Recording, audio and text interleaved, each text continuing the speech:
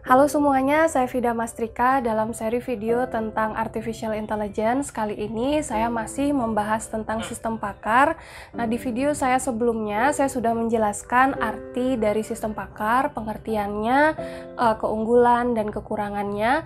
Nah, pada video kali ini saya akan lebih detail menjelaskan tentang komponen apa saja yang ada dalam sistem pakar. Beberapa bagian dari komponen itu ada yang namanya knowledge base, inference engine, dan user interface. Ayo kita sama-sama belajar pada video kali ini.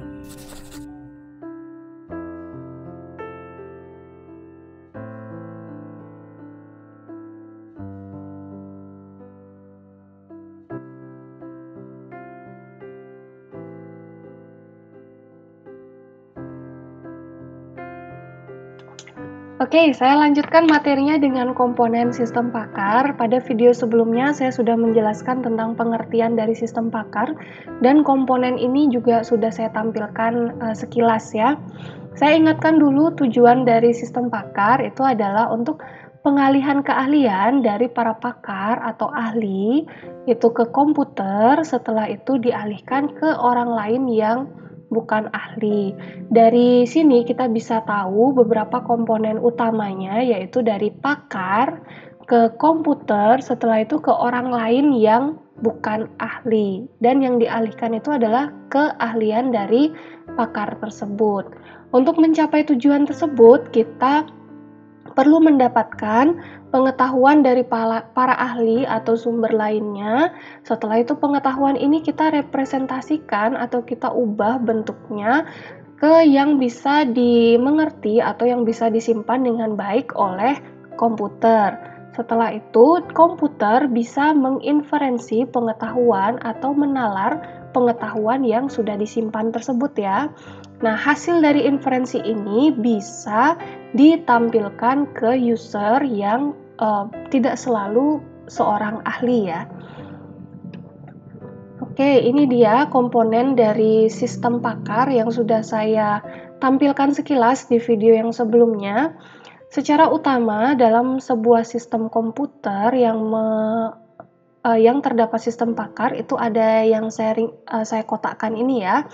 Sistem pakar softwarenya itu terdiri dari knowledge base, inference engine, dan user interface ya. Untuk membuat knowledge base itu kita perlu yang namanya human expert atau pakar atau ahli yang kita tanyakan pengetahuan-pengetahuannya, kita kumpulkan pengetahuan-pengetahuannya untuk diubah menjadi knowledge base. Yang bertugas untuk mengubah itu adalah knowledge engineer.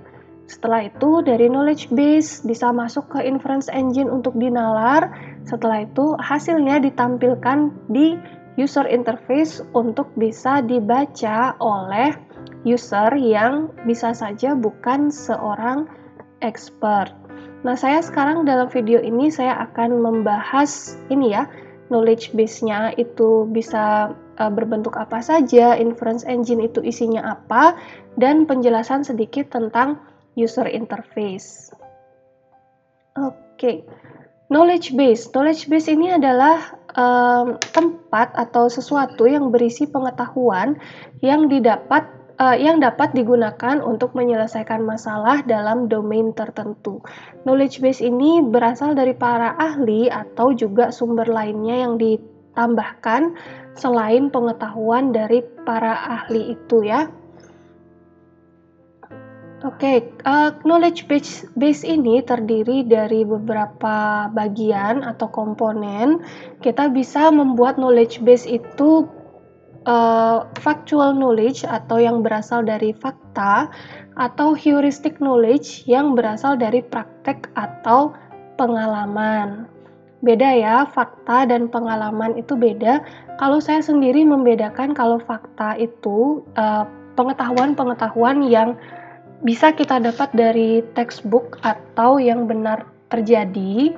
Heuristic knowledge ini adalah berasal dari pengalaman kita pribadi atau pengalaman orang lain yang kemungkinan tidak selalu 100% sesuai dengan apa yang kita terima dari textbook itu ya. Oke, representasi knowledge base ini saya bagi menjadi dua, yaitu rule base dan case base. Ingat di video sebelumnya saya menjelaskan bahwa sebagian besar dari sistem pakar itu dibangun dengan menggunakan rule base, ya. Pengetahuan dalam knowledge base itu disimpan dengan menggunakan aturan berbentuk if then, yang biasanya isinya adalah fakta yang benar akan terjadi, ya. Berarti di sini ada keadaannya atau gejalanya, dan di sini adalah akibatnya, dan itu pasti terjadi karena fakta, ya. Kalau gejalanya ini pasti akibatnya ini. Nah, untuk case base di sini pengetahuan akan berisi keadaan atau solusi yang telah dicapai sebelumnya, dan ini berdasarkan pengalaman, ya. Kemungkinan pengalamannya ini tidak akan 100% cocok dengan apa yang ada di rule base, karena satu kasus itu bisa berbeda solusinya atau penanganannya jika kita bandingkan dengan apa yang biasa terjadi atau seharusnya terjadi, ya. Oke, knowledge base sudah tadi, ya. Sekarang kita ke inference engine. Inference engine ini tugasnya adalah mengambil pengetahuan yang relevan dari knowledge base, menafsirkannya, dan menemukan solusi yang relevan dengan masalah pengguna. Di sini dalam inference engine juga dapat menyertakan kemampuan penjelasan. Oke, dalam menyelesaikan suatu masalah, otak kita itu pasti akan mengumpulkan hanya informasi yang relevan saja, ya.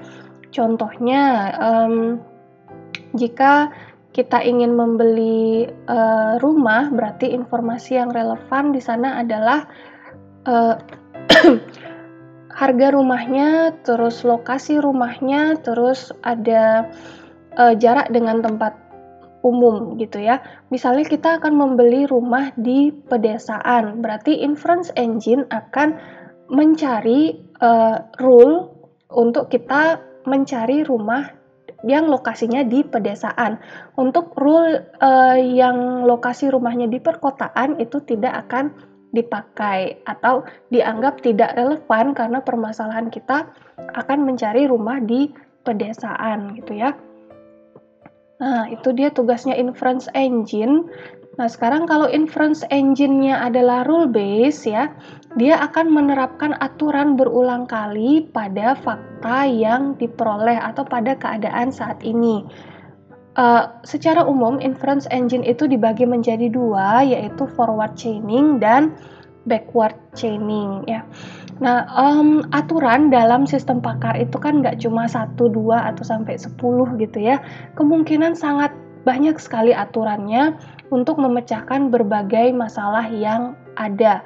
Aturan tersebut akan diterapkan berulang kali. Kita tidak akan menggunakan hanya satu aturan untuk menyelesaikan satu masalah, tapi pasti banyak seperti berantai gitu, ya. Dari aturan 1, terus 2, 3, dan seterusnya. Oke, untuk menerapkan aturan kita punya yang namanya forward chaining dan backward chaining. Ini akan ada dua video terpisah yang akan menjelaskan secara detail. Di sini saya akan menjelaskan sekilas aja, ya. Untuk yang forward chaining, ini penalaran dimulai dari informasi atau fakta untuk menguji kebenaran hipotesis. Dari penalaran dimulai dari bagian if terlebih dahulu atau bagian faktanya, ya. Pertama kita punya koleksi fakta di sini. Setelah itu kita gabungkan rule-nya dan akhirnya kita menguji kebenaran dari hipotesisnya, atau kita dapat sebenarnya fakta-fakta ini mengacu ke mana gitu, ya.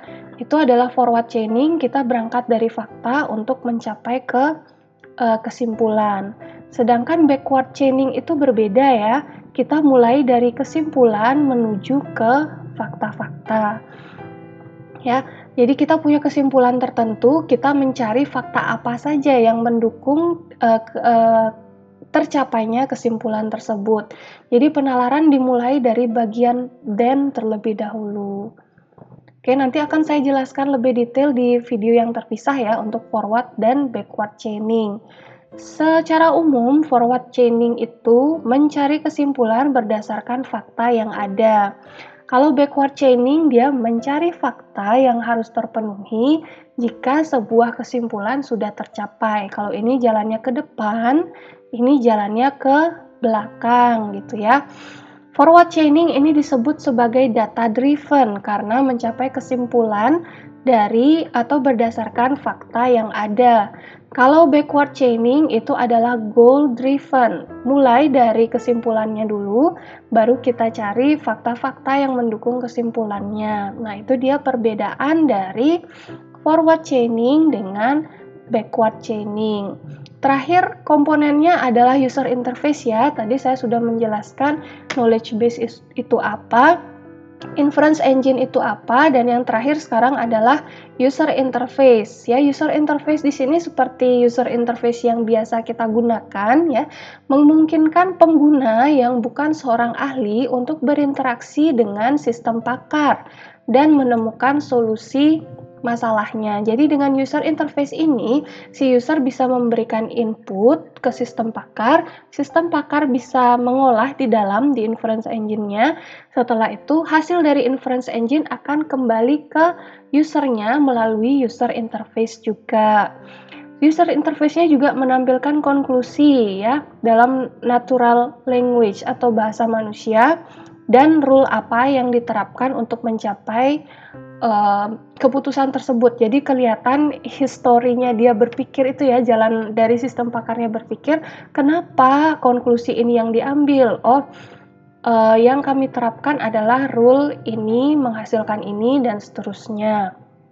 Ya, seperti yang saya jelaskan tadi, dia memudahkan user memberikan input dan mencapai tujuan user untuk mendapatkan kesimpulan tertentu. Ya. Nah, selain 3 komponen umum itu, komponen lainnya yang bisa ditambahkan dalam sistem pakar adalah knowledge acquisition dan learning module. Seperti yang saya jelaskan di video sebelumnya ya, sistem pakar itu nggak bisa belajar sendiri. Kalau misalnya ada pengetahuan baru, itu kita perlu menambahkan secara manual ya. Untuk learning module atau knowledge acquisition ini dibuatkan sebuah bagian dari sistemnya untuk menerima pengetahuan baru ya. Jadi nggak perlu si knowledge engineer-nya itu masuk ke dalam sistemnya untuk benar-benar masuk ke dalam sistemnya untuk menambahkan pengetahuan baru, tapi sudah disediakan seperti user interface atau modul yang memudahkan pengetahuan baru itu masuk ke dalam sistem ya. Setelah itu ada yang namanya explanation module. Seperti tadi saya jelaskan di inference engine itu bisa langsung ditambahkan untuk penjelasannya ya. Tapi ada sistem pakar yang menambahkan explanation module yang berbeda selain inference engine-nya untuk membantu memberikan penjelasan kepada usernya. Oke, sekian materi kali ini. Kita sudah mempelajari komponen utama dari sistem pakar, yaitu ada knowledge base, inference engine, dan juga user interface. Nah, itu dia penjelasan tentang komponen dari sistem pakar. Nah, kalian ingat tadi di bagian knowledge base itu kita bisa merepresentasikan knowledge atau pengetahuan itu dalam 2 cara ya. Ada yang namanya rule base, ada yang namanya case base. Pada episode selanjutnya atau pada video saya selanjutnya, saya akan menjelaskan tentang rule base dalam knowledge base di dalam sistem pakar. Sampai ketemu di video saya selanjutnya ya.